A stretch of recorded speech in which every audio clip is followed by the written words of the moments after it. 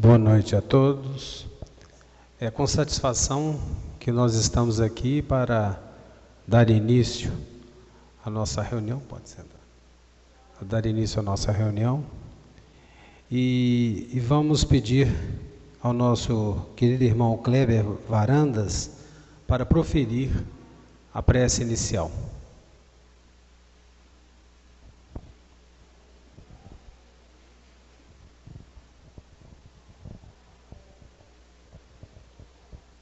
Elevemos os nossos pensamentos para dirigir a nossa rogativa ao Mestre e seu Jesus. Jesus, Mestre querido, amigo incondicional de todos nós em todas as horas. Neste momento em que se inicia a última atividade desta Semana Espírita, comemorativa do centenário da União Espírita Mineira, viemos rogar as tuas bênçãos em favor da casa que nos abriga e que coordena os destinos do movimento espírita no estado montanhês. Abençoa, Senhor, os seus dirigentes, para que possam, no desempenho da sua atividade, estar sempre em consonância com o pensamento do alto. Permite, Senhor, que esta casa continue a ser a fonte para que a verdade espírita possa ser difundida em todos os quadrantes do nosso estado. Abençoa também, Jesus, os atuais dirigentes, e que eles possam, em sintonia com o alto, estar levando a bandeira do Evangelho, em que a caridade está presente como lema a ser seguido por todos. Que em teu nome possam as atividades desta noite ser iniciadas. Graças a Deus.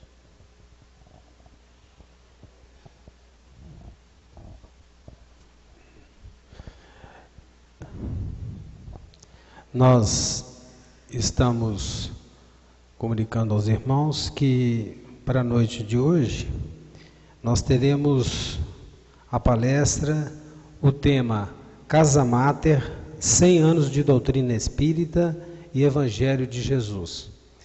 E para tanto nós estamos convidando o nosso querido irmão Marival Veloso de Matos, que é presidente da União Espírita Mineira, que irá abordar o tema.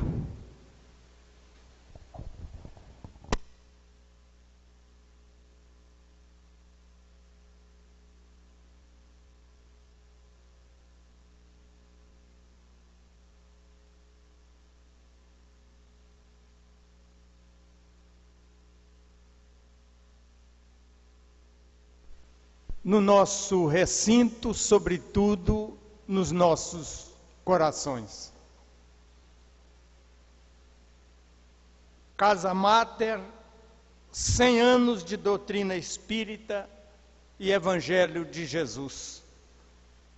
Porque a expressão Casa Mater, meus irmãos, diferenciando das outras casas espíritas, é porque essa instituição, ela não é um centro espírita como os demais. Ela nasceu com o compromisso de ser a coordenadora do movimento espírita no nosso estado. Em função disso, ela propõe orientar as outras casas. Orientação, seja do ponto de vista administrativo, seja do ponto de vista doutrinário. Então, daí nós usarmos a expressão casa mater, que corresponde à casa mãe, que é em função disso. Muitas vezes, a União Espírita Mineira, muita gente faz referência que ela é um centrão. E dizem, às vezes, com propósitos os mais variados. Nós sentimos que, até certo ponto, ela tem que ter esse objetivo de ser um centrão, e ela tem todos os departamentos que as casas espíritas têm, ou às vezes até mais do que as casas espíritas. A União Espírita Mineira tem 8 departamentos e 2 setores.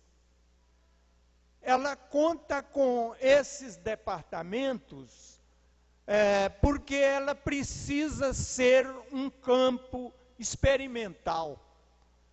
Quando ela propõe, por exemplo, falar de estudo sistematizado da doutrina espírita, é preciso que ela tenha um departamento onde ela busque,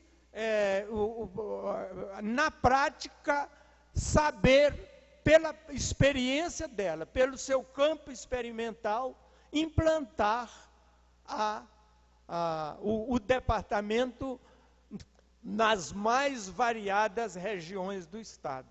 E assim acontece com o tema mediunidade, acontece com o estudo minucioso do Evangelho, acontece com o departamento de infância e juventude. Então, ela é, antes de mais nada, um campo experimental. Sob a égide do Ide e Pregai, que Marcos fala no capítulo 16, versículo 15, é que o movimento espírita se estrutura. Vejam bem, meus irmãos, que nós estamos falando de movimento espírita, né? no Ide e Pregai, porque nós temos que oportunamente sabermos discernir o que é movimento espírita de doutrina espírita. Doutrina espírita é a codificação estabelecida, trazida por Allan Kardec, por orientação de uma pleiade de espíritos superiores. Movimento espírita é a dinâmica que nós, com o nosso entusiasmo, ou pelo menos com a pretensão de sermos entusiastas do movimento espírita, damos à doutrina espírita. Na prática, nós tiramos a doutrina espírita das prateleiras, dos livros, para colocá-lo nas casas, nas ruas, aonde quer que seja. Nós vemos muito, meus irmãos, que as casas chamadas casas máteres do Espiritismo, as federativas, todas elas, aqui no Brasil, com exceção da nossa casa, que chama União Espírita Mineira, e a União Espírita do Pará, todas elas chamam federativas. O que seria para nós uma federação?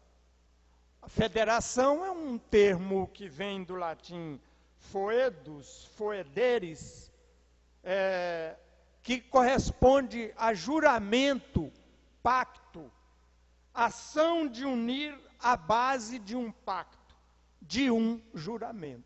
Quer dizer, é uma ação que se propõe que as pessoas simbolicamente falam de um juramento. Nós não temos esse juramento, mas nós temos essa Casa Federativa. As federações podem constituir as partes de um todo, chamada confederação, como as federações que se fundiram na Confederação Helvética da Suíça. A federação pode, ela mesma, constituir uma totalidade, como no caso do Estado Federativo. Então, nós temos, por exemplo, no Brasil, nós temos as federativas estaduais e temos a Federação Espírita Brasileira, que age a nível de Brasil.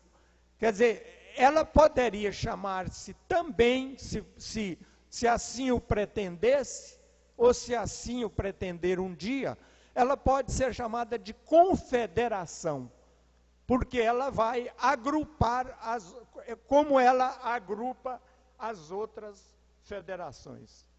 Mas a nossa chama união. Por quê? Porque federação e união têm o mesmo significado. Designa o sujeito dos direitos e deveres implícitos na soberania nacional. Quer dizer, nós vemos até, por exemplo, a imprensa brasileira, uma hora chama o país de federação, outra hora chama de união. Por quê? Porque significa a mesma coisa. Meus irmãos, é comum no cotidiano das atividades da nossa federativa, e eu não posso responder pelas outras, é muito comum alguém nos perguntar, até em tom de crítica, nos perguntar se o Espiritismo precisa ser burocrático.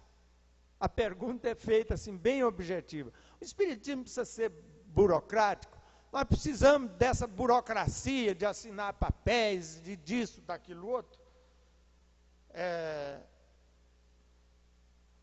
O termo burocracia, só para nós entendermos melhor, meus irmãos, ela é uma palavra híbrida, porque ela vem do francês e vem também do grego.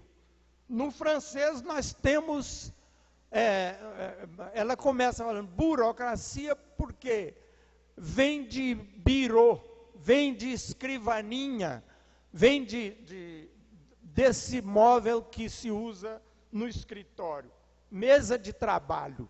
E vem também do grego, que kratos quer dizer poder.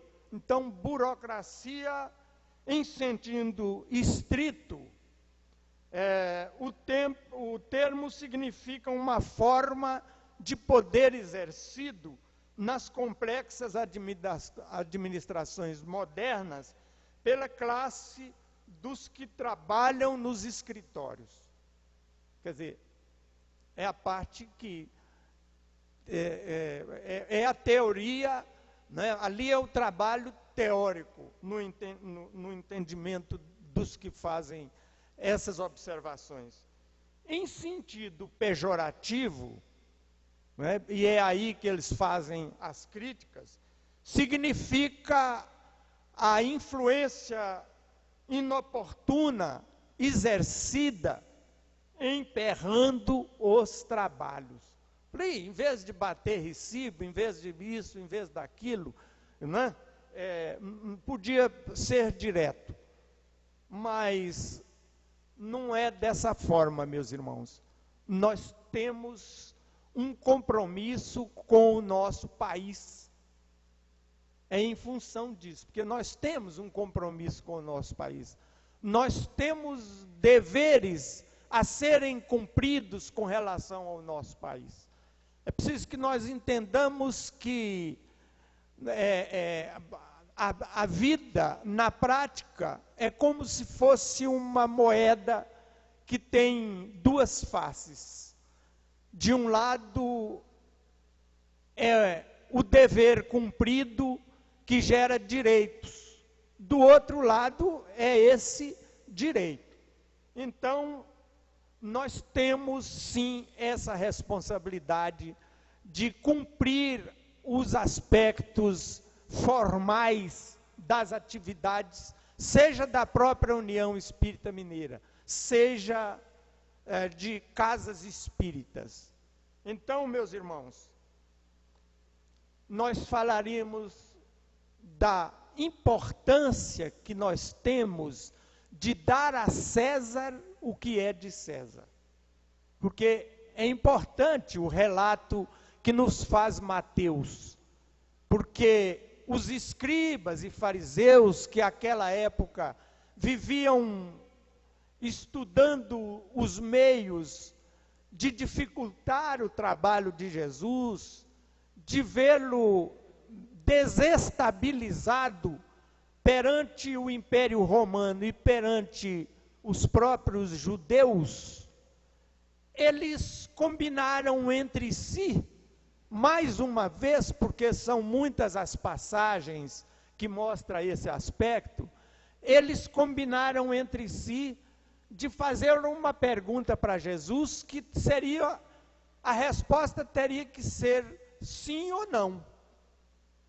Então, eles chegam para Jesus e até trocando de personagens, colocando um personagem estranho, porque os outros já estavam muito corriqueiros no relacionamento com Jesus.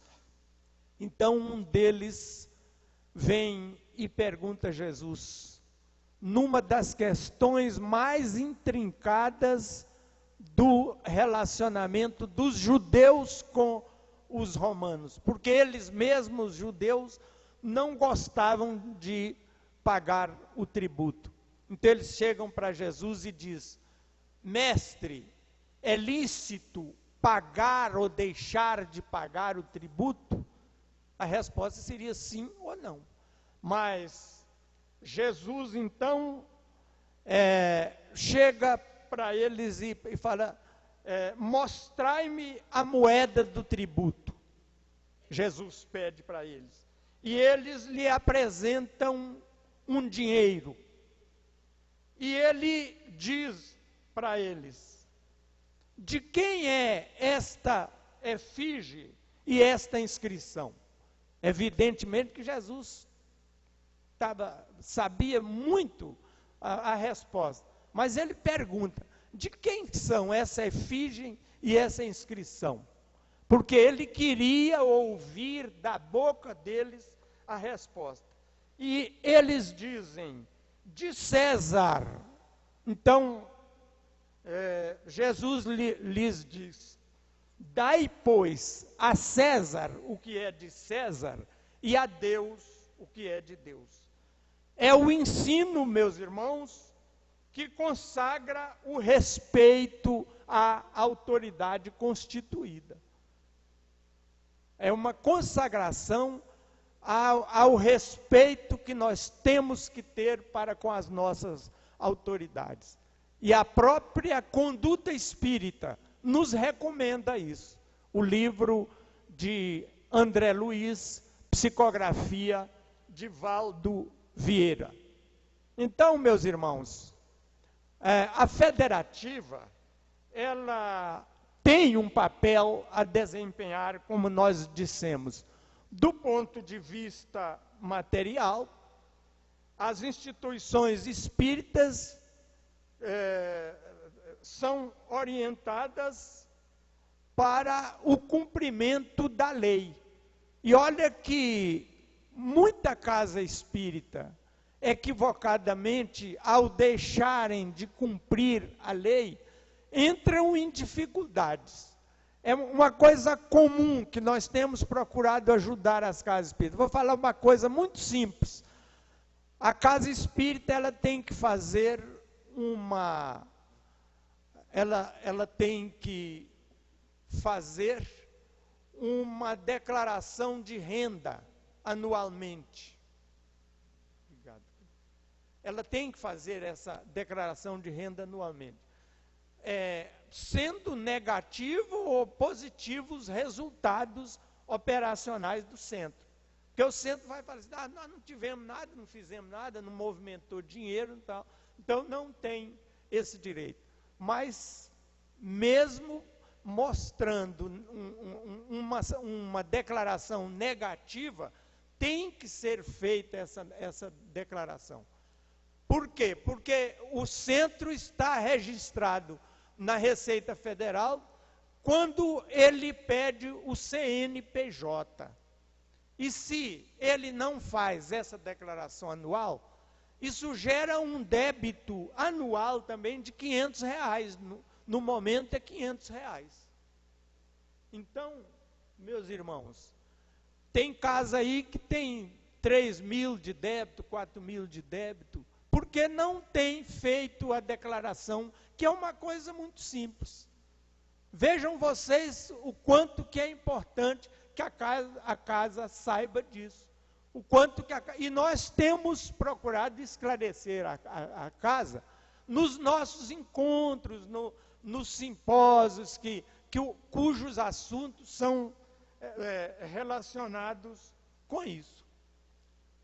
Muita gente indaga para nós se é necessário mesmo assinar o termo de voluntariado.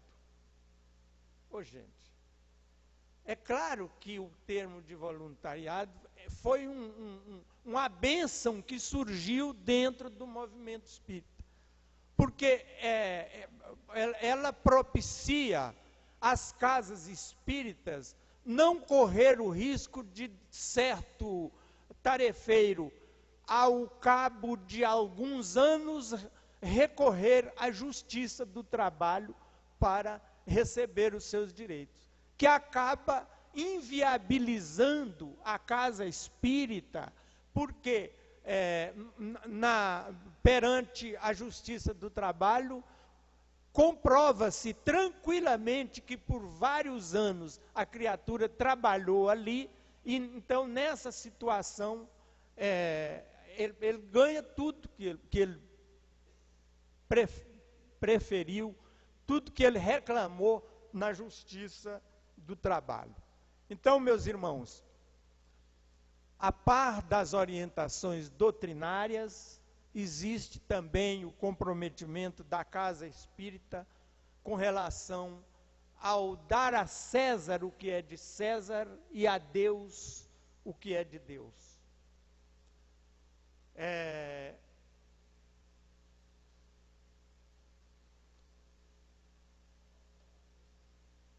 Nós vamos, meus irmãos, lembrando que as organizações, desde os tempos mais recuados, são necessários. Certos historiadores registram que o êxodo dos hebreus, quando se livraram da escravidão no Egito, só conseguiram evoluir no êxodo, na caminhada, depois que se organizaram em comissões. O Evangelho de Jesus menciona nos seus registros, principalmente em Paulo e Estevão, a organização que se chamava a Casa do Caminho, em que o próprio Paulo faz campanhas financeiras em favor da casa. Kardec, quando desencarnou, foi por causa do rompimento de um aneurisma. Ele estava ultimando a organização da Sociedade Parisiense de Estudos Espíritas. Quer dizer, ele que tinha já organizado a codificação, fazia aquele esforço hercúleo de dar vida à instituição. E foi quando rompeu-lhe o aneurisma. Mas, meus irmãos, a evolução dos fatos dentro da caminhada evolutiva, ela conta muito com os planos espirituais. A questão 459 do Livro dos Espíritos confirma isso para nós, que os espíritos influenciam nas nossas vidas, via de regra, muito mais do que nós supomos.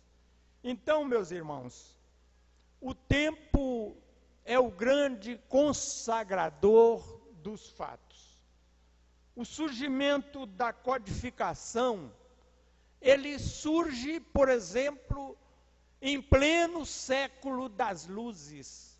Porque se ele vem antes, como diz a própria codificação, a Gênese, se o Espiritismo vem antes do século das luzes, ele seria abortivo porque ele não tinha bases para as informações que a doutrina espírita tinha.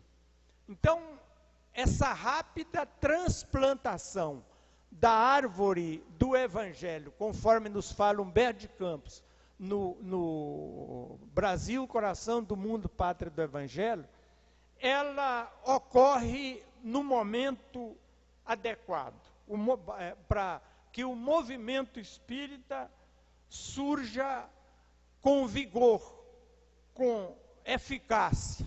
Então nós vamos vendo que episódios como a família real aportando na Bahia em 22 de janeiro de 1808. Foi quando o país já começava a ter um direcionamento, já ganhava uma personalidade com as necessidades que tinha de albergar aqui conosco a família real. Por volta de 1840, já um prazo relativamente pequeno, meus irmãos, porque antes da codificação ser publicada, porque o primeiro livro, o Livro dos Espíritos, foi publicado em 1857, sob o impulso dos humanitaristas Bento Muri e Vicente Martins, através da homeopatia, que eles fizeram da homeopatia um verdadeiro apostolado. Antes mesmo da codificação, eles conheciam de transes mediúnicos e de magnetismo espiritual. Sob o lema que depois, mais tarde, a FEB viria a adotar, Deus, Cristo e Caridade, realizaram um belo trabalho beneficente no Brasil. Foram eles que trouxeram a prática dos passes magnéticos, aliados às bênçãos homeopáticas que Hahnemann já conhecia bem. Depois nós temos o famoso episódio de Hydesville com as irmãs Fox, quando houve aquela comunicação bem definida, bem convincente entre as irmãs Fox e o J.B. Rosner, que era o espírito desencarnado no episódio que se registra. Em 1873, aqui no Brasil, surge o grupo Confúcio, já bem organizado, com estatuto e tudo, que é tido como a base ao trabalho de Ismael no Brasil, porque foi considerado aquela casa o embrião do movimento federativo do Brasil, e em 1884 efetivamente surge a Federação Espírita Brasileira. E antes desse surgimento, já se lançava, através de Augusto Elias, o Reformador, que passou mais tarde a ser órgão oficial da Federação Espírita Brasileira. Em seguida, nós temos, aliás, não em seguida, mas a 29 de agosto de 1831, nasce um vulto extraordinário no Brasil, um companheiro que veio ser uma grande referência ao movimento espírita, que é o nosso Bezerra de Menezes.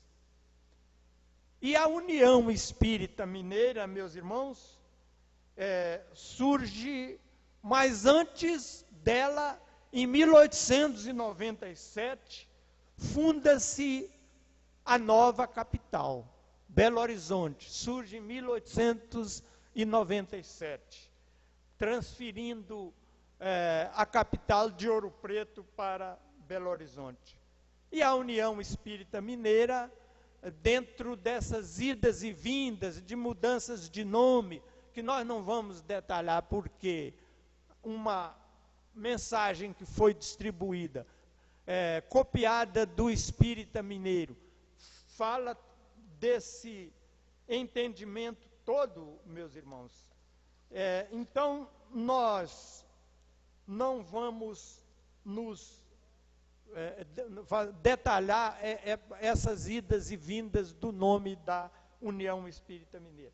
Mas nós lembramos que a primeira diretoria da União Espírita Mineira tinha Antônio Lima, considerado o seu fundador, que é um companheiro que veio do Rio de Janeiro.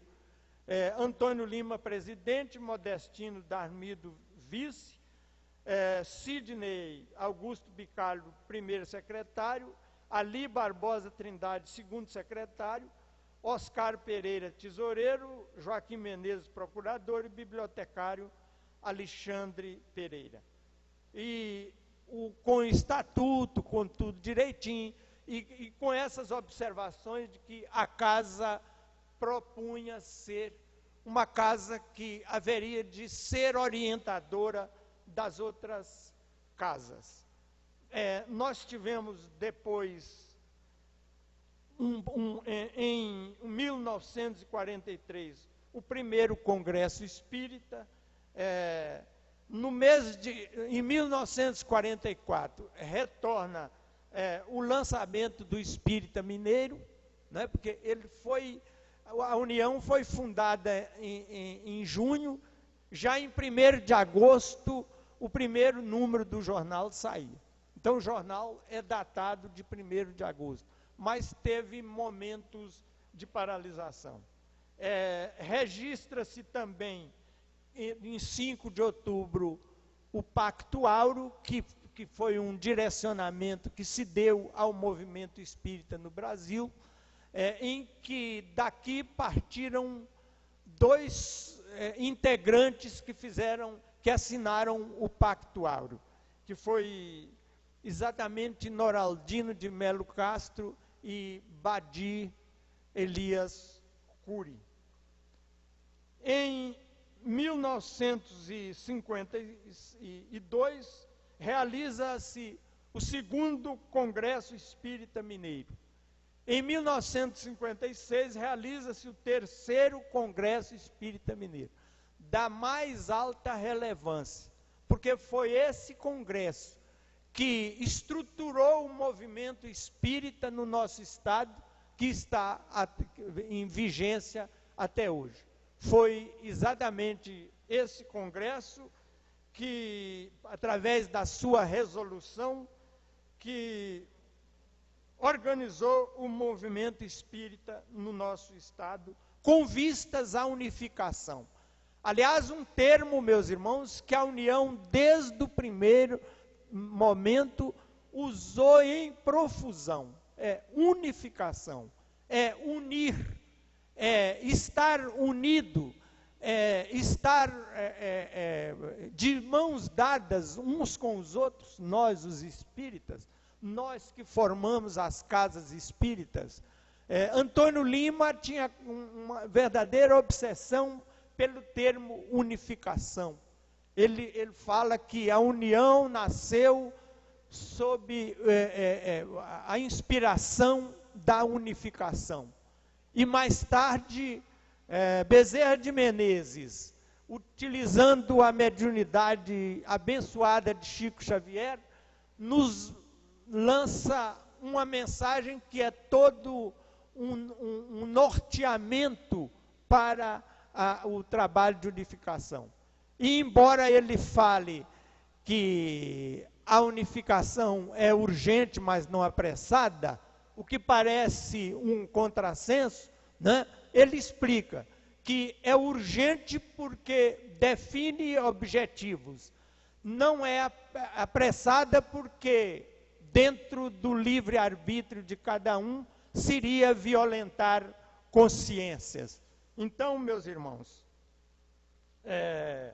esse pacto, esse congresso criou os conselhos regionais espíritas, os conselhos municipais espíritas, as alianças municipais espíritas.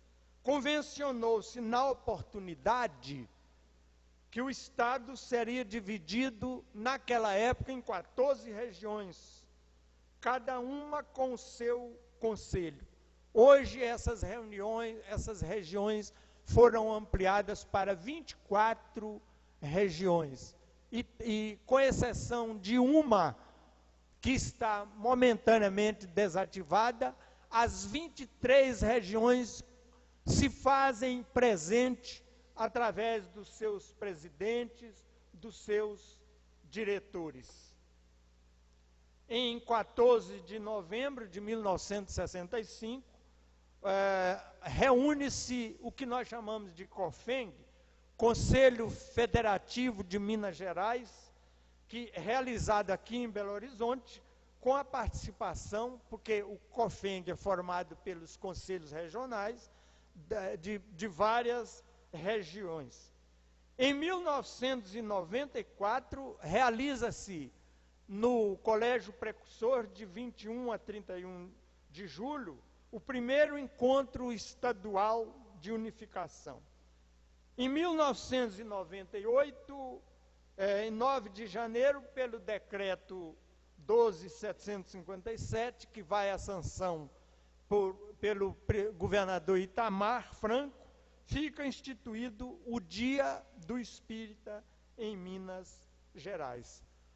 Por decisão do 79º COFENG, criam-se as comissões regionais, tendo por experiência os encontros realizados de 1997 a 2000, nas chamadas viagens polo, que à época era presidente o nosso caro companheiro Pedro Valente.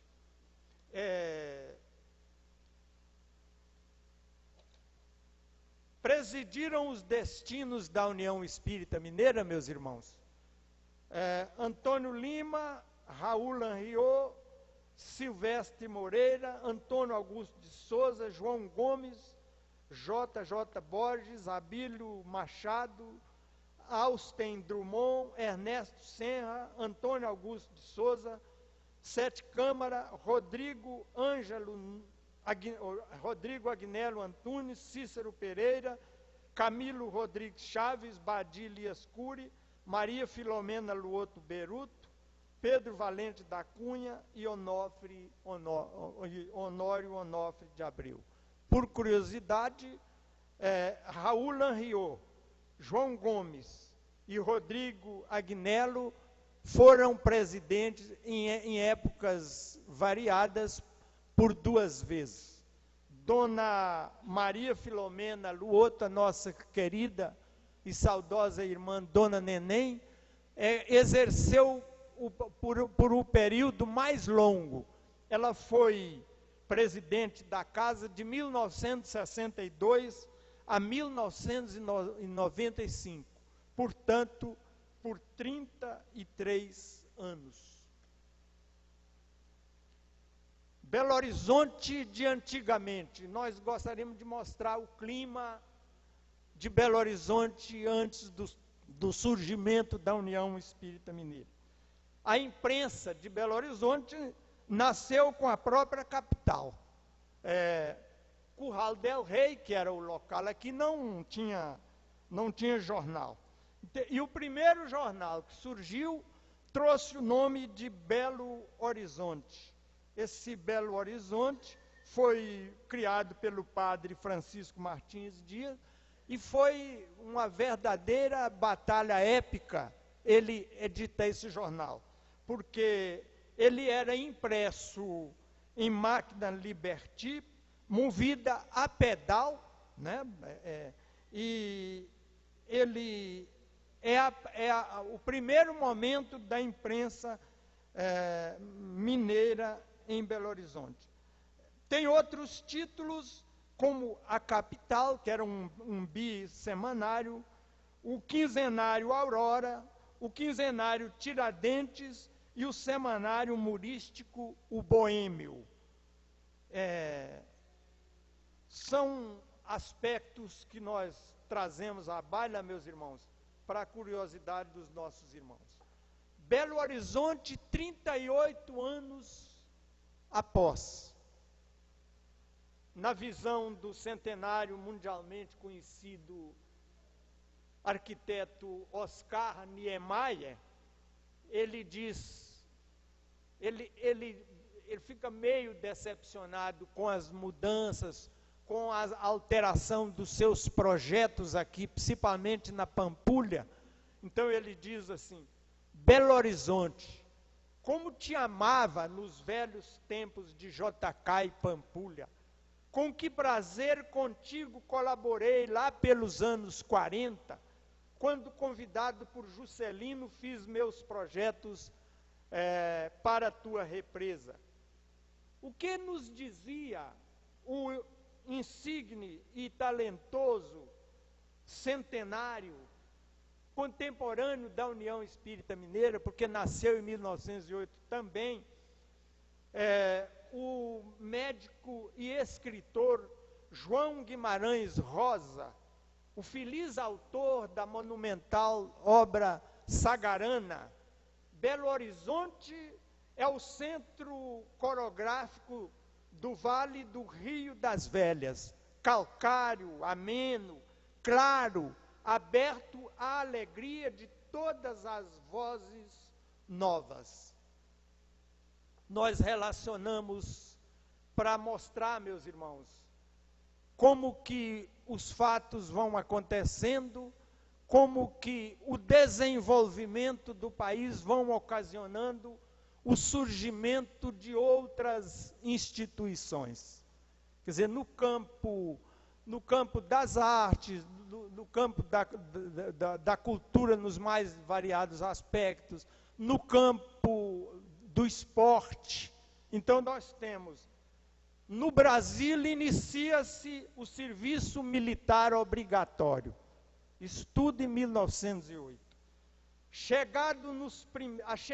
Registra-se a chegada dos primeiros 781 imigrantes japoneses a bordo do navio Kasatu Maru.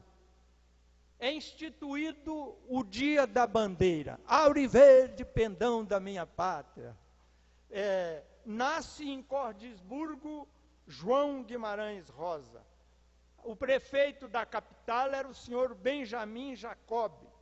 Funda-se, em reunião histórica no Parque Municipal, o Clube Atlético Mineiro, saindo, meus irmãos, daquela mesmice que nós só víamos o futebol com a terminologia dos ingleses. Funda-se a Associação Esportiva e Cultural, da qual nosso querido diretor Maurício Albino de Almeida já foi seu presidente em 2 oportunidades com profícuos mandatos administrativos. Nasce o consagrado compositor popular Adoniran Barbosa. Nasce na França a escritora Simone de Beauvoir. Leon Denis assina em Paris, nesse ano, a famosa introdução do seu extraordinário livro, O Problema do Ser, do Destino e da Dor. Mas, meus irmãos, nós não falamos nada até aqui de uma figura que teve um papel preponderante na União Espírita Mineira. Desde 1935, quando ele tinha 25 anos, ele, do ponto de vista espiritual, ele carregou essa casa nas costas. Nós estamos nos referindo ao trabalho do nosso querido companheiro Chico Xavier. O Chico, era quase que diária a presença dele aqui nessa casa. Ele trabalhou aqui com muito carinho, com muito amor, tinha uma amizade profunda a todos, mas especialmente com o professor Cícero Pereira, que ele falava que era como um pai para ele. E por isso, meus irmãos, essa casa, a União Espírita Mineira, embora ela seja uma federativa, ela tem casos extraordinários de muito amor, de muito carinho, de um relacionamento profundo com o povo, principalmente o anônimo, aquele que chega, como é hábito até hoje, chega caladinho, assenta numa das poltronas e aguarda o início das reuniões. Muita gente nos chama e me fala assim: olha, a primeira vez que eu vim aqui, eu entrei aqui gritando, quer dizer, falando de um processo obsessivo. A primeira vez que eu entrei aqui, eu carregava pela mão um filho que estava desenganado. E Dona Neném nos falava, meus irmãos, com o coração, ela dizia assim: olha, gente, esses pedidos que o pessoal faz sempre e coloca no escrutínio, ali no cofre, não sei que nome que nós damos, esses pedidos que eles fazem através dos pedacinhos de papel, se não tivesse eficácia, já teriam sido abandonados. Esse hábito não resistiria a 50 anos, como acontece aqui na casa. Então, meus irmãos, são aspectos que nós, os diretores da casa, jamais devemos olvidar. Uma vez, nosso companheiro Pedro Valente foi de uma felicidade incrível ao dizer assim, que o momento maior da União Espírita Mineira era quando ele via os filhos do Calvário subindo as escadas da União Espírita Mineira. Então essa casa, meus irmãos, não é apenas uma federativa. Essa casa é uma casa de amor, de fraternidade.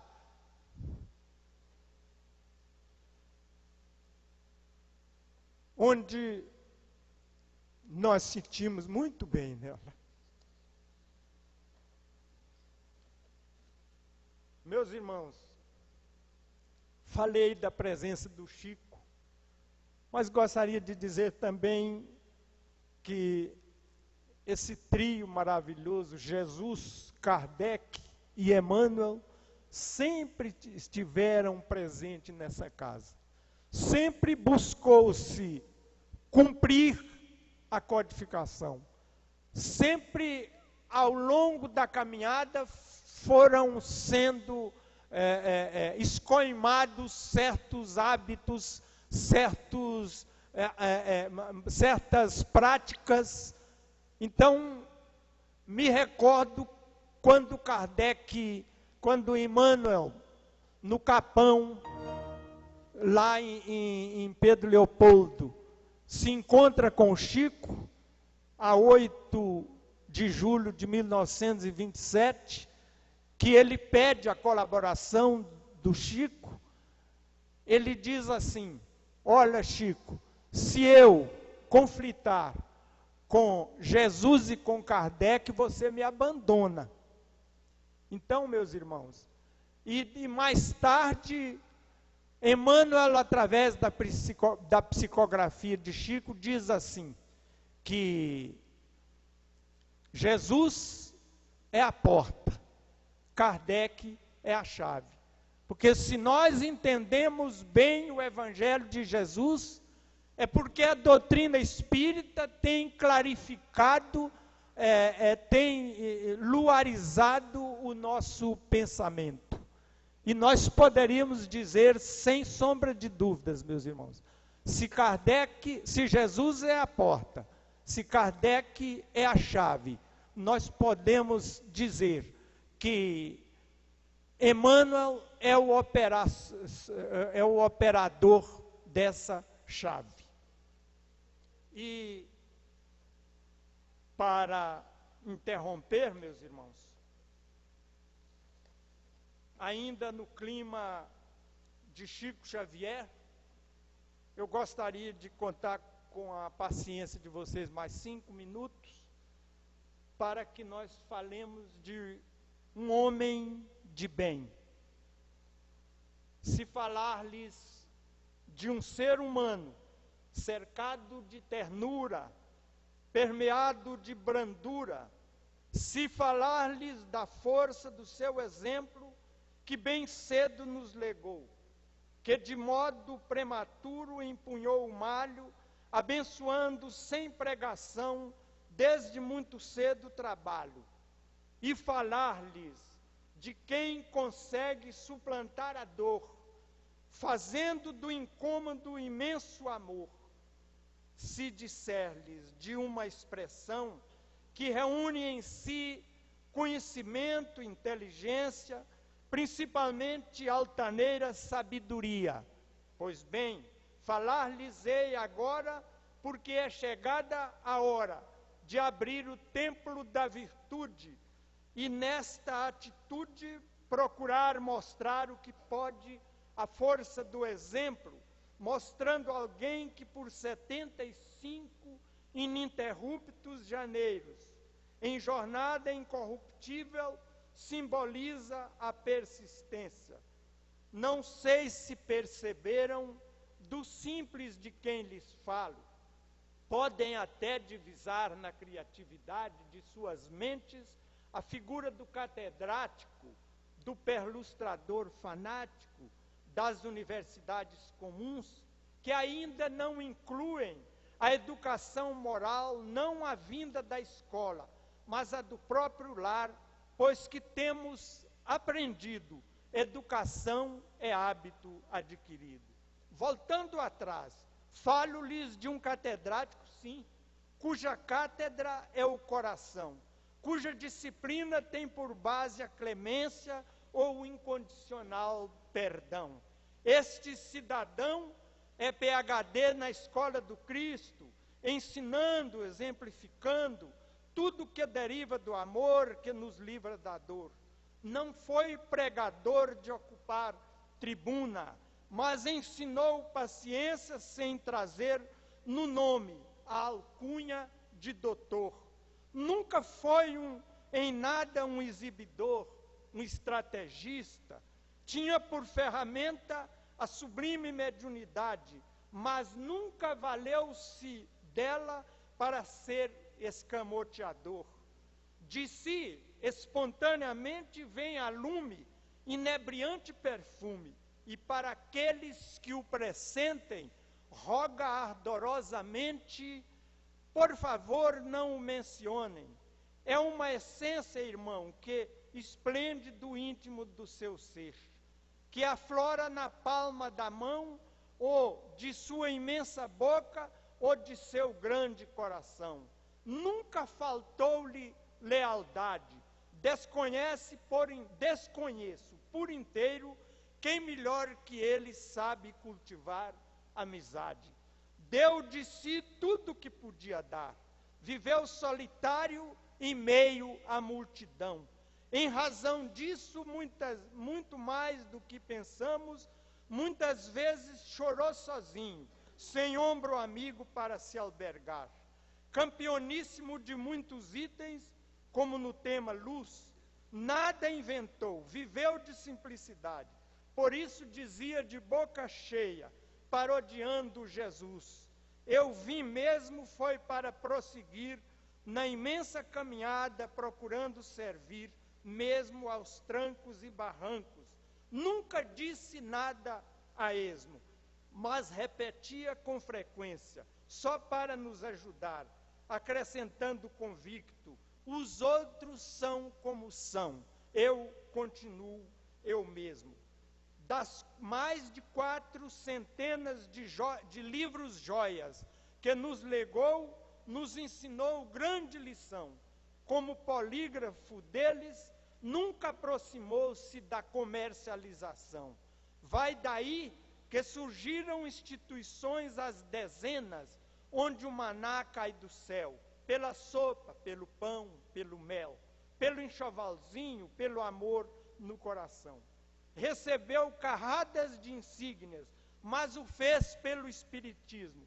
E quando o amigo afoito lhe disse, se julgando precavido, após festiva comenda, ele fala, o companheiro fala: cuidado para não cair, nosso homenageado não se faz de rogado.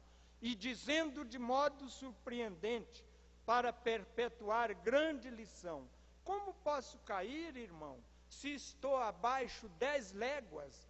Se não há como suspender o facho. Acrescenta amoroso, e para o assunto não virar contenda, arremata incisivo: não insista nisto, sou tão pequeno que trago no nome o fragmento de um cisco. Jesus ampare a todos, meus irmãos.